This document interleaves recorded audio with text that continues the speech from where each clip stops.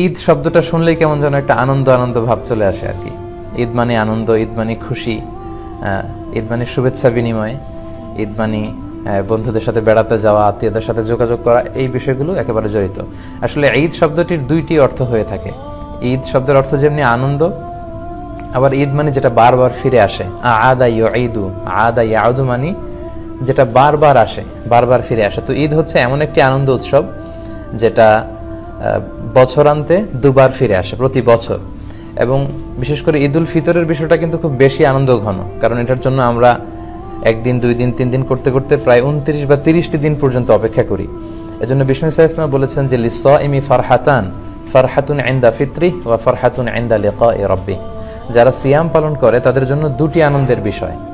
এক হচ্ছে তারা যখন 29 দিন বা 30 দিন রোজা রেখে তারপরে শাওয়ালের 1 তারিখে যখন তারা খাবার গ্রহণের মধ্য দিয়ে ঈদ পালন করে, এটা একটা আনন্দ। আর দ্বিতীয় আনন্দ in the day of judgement, আখিরাতে সে আনন্দের জন্য আমরা অপেক্ষা করছি, সেটা হচ্ছে ইনদা লিকাই রাব্বি, মিটিং উইথ আওয়ার লর্ড, আমাদের প্রভুর সাথে সাক্ষাৎ, আল্লাহর সাথে সাক্ষাৎ। তো এই দুটো আনন্দ। তো এই পর্যায়ে আমি আপনাদের সাথে শেয়ার করতে চাই যে ঈদের দিনের সুন্নাহগুলো কি। ঈদুল ফিতরের সর্বপ্রথম যে কথা সেটি হচ্ছে আত-তাকবীর, তাকবীর দেওয়া। বিষ্ণু বলেছেন ওয়াজাইয়িনু আয়াদাকুম বিত-তাকবীর, তোমরা তাকবীর দিয়ে ঈদের সৌন্দর্যকে বাড়াও। তার মানে ঈদের সাথে কিন্তু তাকবীরের একটা ওতপ্রোত সম্পর্ক আছে। এবং আল্লাহ বলছেন ওয়ালিতুকমিলুল ইদ্দা, রোজার আয়াতের পরে আল্লাহ বললেন তোমরা রোজার 29 দিন বা 30 দিন রোজা পালন করবে। হ্যাঁ, তারপরে ওয়ালিতুকাব্বিরুল্লাহ, তোমরা আল্লাহর তাকবীর দিবে। কেন? আলামা হাদাকুম, এই যে আল্লাহ তোমাদের হেদায়েত দিয়েছেন, 30 দিন সিয়াম পালনের তৌফিক দিয়েছেন, এটার শুকরিয়া স্বরূপ তোমরা তাকবীর দিবে।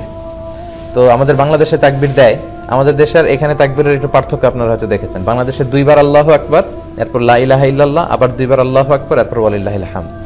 এখানে ওরা 3 বার আল্লাহু আকবার বলে।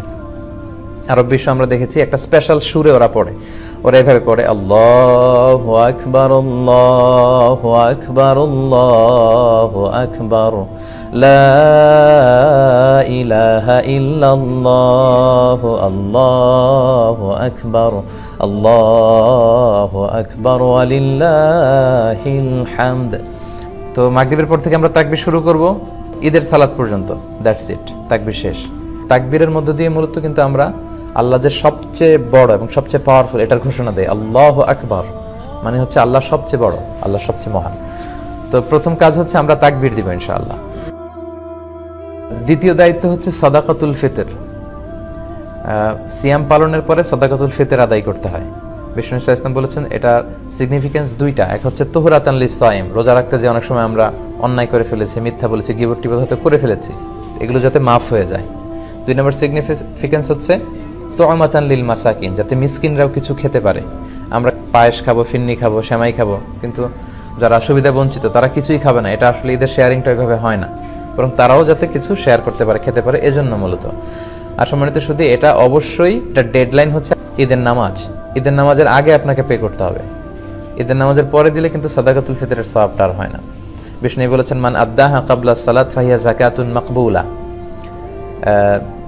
যারা ঈদের সালাতের আগে এই সাদাকাতুল ফিতরটা দিয়ে দিল এটা কিন্তু অ্যাকসেপ্টেড একটা সাদাকাতুল ফিতর হবে।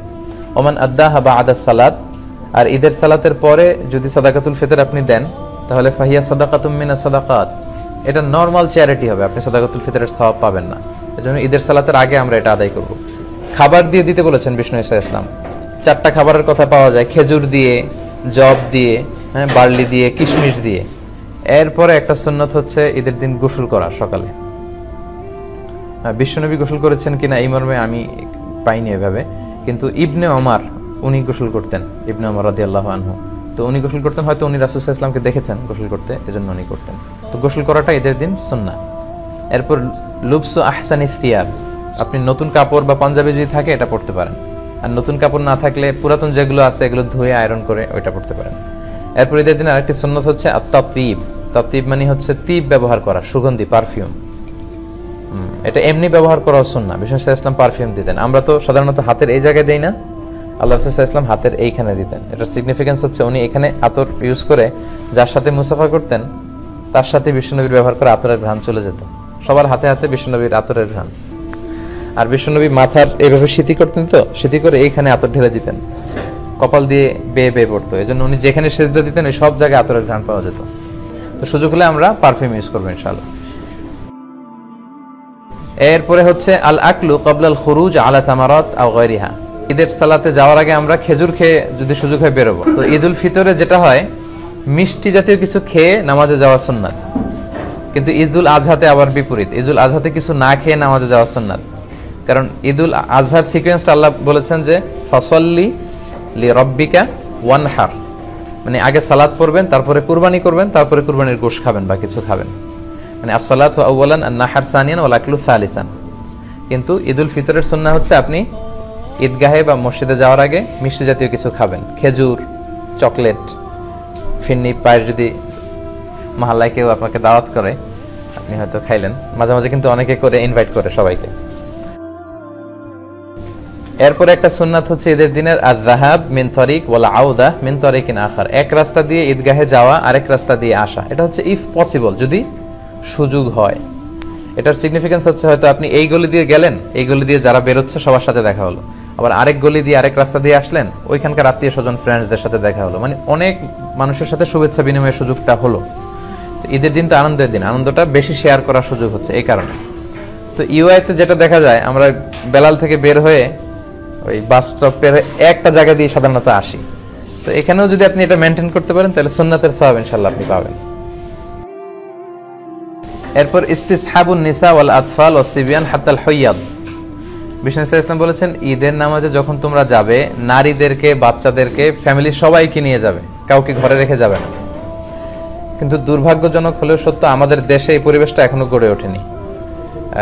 জাতীয় ঈদগাহ ময়দান, বাইতুল মোকাররম সহ দুই একটা জায়গায় হয়তো নারীদের ঈদের সালাতের সিকিউরিটির সাথে ব্যবস্থা রাখা হয়, কিন্তু পুরো দেশব্যাপী এটা আমাদের গড়ে ওঠেনি সচেতনতার অভাবে। আমাদের স্কলাররা মনে করেন যে ফিতনা হবে। ঈদের 2-3 দিন আগে শপিং মলগুলোতে হাঁটা যায় না নারীদের কারণে, তারপর রাস্তাঘাটে, তার পয়লা বৈশাখে আমাদের বোনরা ঠিকই সেলিব্রেট করে, বাট ঈদের ক্ষেত্রে কিন্তু আমাদের বঞ্চিত করা হয়, বলা যে মসজিদে যাওয়া যাবে না, ফিতনা হবে। তো এটার ব্যাপারে সচেতনতা দরকার এবং তাদেরকে একটা সুন্দর সিকিউর প্লেস করে দেওয়া দরকার যাতে করে তারা যেতে পারে। বিশ্বনবী এটাকে এত গুরুত্বপূর্ণ বলেছেন, বিশ্বনবী বলেছেন হাত্তাল হুইয়াদ, মেনস্ট্রুয়েশনাল পিরিয়ড চলছে যে নারীদের মাসিক, তারাও যাবে। কারণ তারা এটা থেকে বঞ্চিত হবে কেন?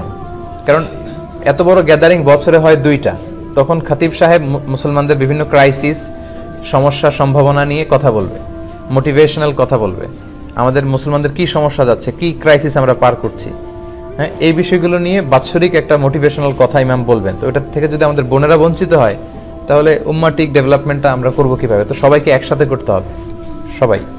এজন্যই বিশ্বনবী বলেছেন যে পিরিয়ড যাদের চলবে ওই নারীরাও আসতে হবে।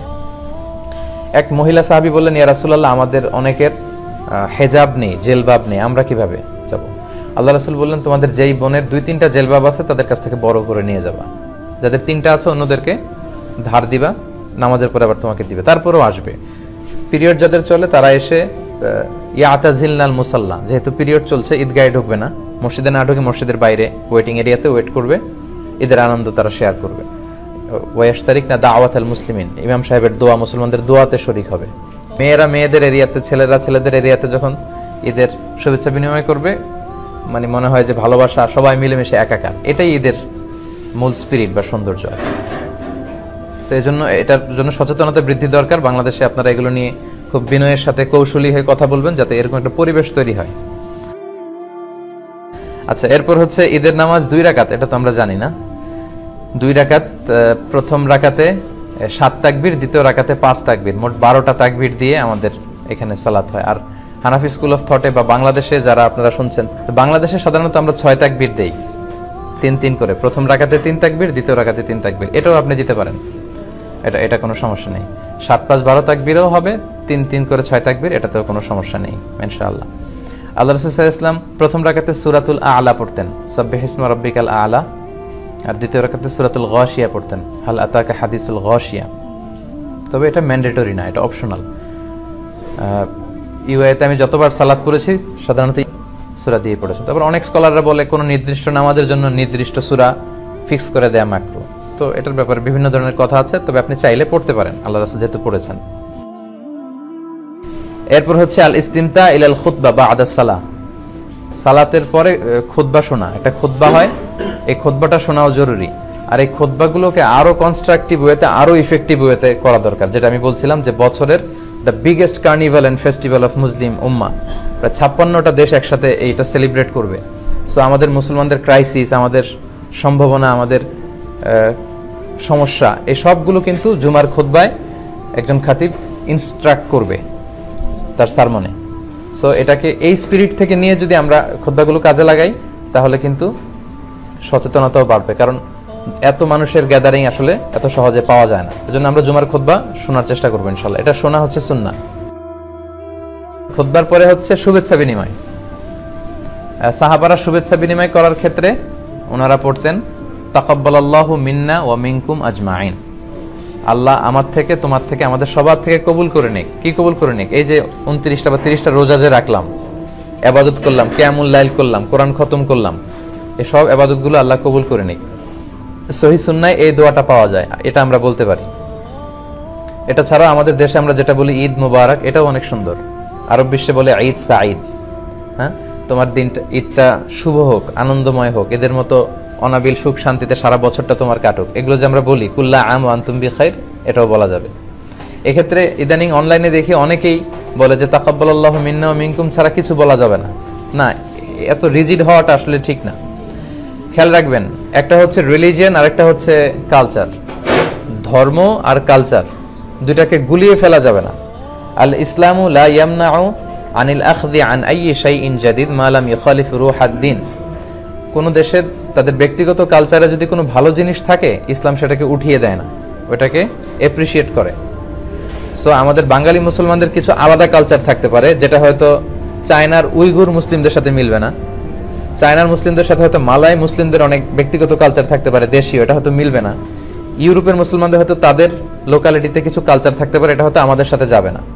এই সবগুলো কালচার যদি ইসলামের সাথে কন্ট্রাডিক্ট না করে, আমরা এগুলো নিতে পারি। আমাদের বাংলাদেশে ঈদ মুবারক বললে আমরা যে ভালোবাসাটা আসে, অন্য কোনো শব্দ দিয়ে আমরা এটা বলতে পারবো না। মানে ঈদ আসবে, ঈদ মুবারক বলবো না, এটা অসম্ভব।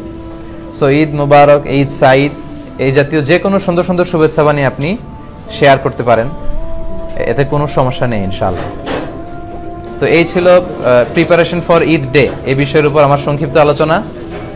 যারা সময় নিয়ে শুনলেন তাদেরকে শুকরিয়া। আর অনলাইনে যারা আলোচনাটি শুনেছেন, আপনারা শেয়ার করে দিয়ে ঈদের ব্যাপারে সচেতনতা বৃদ্ধি আপনারা করতে পারেন। আপনারা সবাই ভালো থাকবেন, সুস্থ থাকবেন। সবাইকে আবারও অগ্রিম ঈদের শুভেচ্ছা জানিয়ে শেষ করছি। ঈদ মুবারক, ঈদ সাঈদ, কুল্লা আম ওয়া আনতুম বিখাইর, তাকাব্বালাল্লাহু মিন্না ওয়া মিনকুম আজমাইন। আসসালামু আলাইকুম ওয়া রাহমাতুল্লাহি তাআলা ওয়া বারাকাতুহু।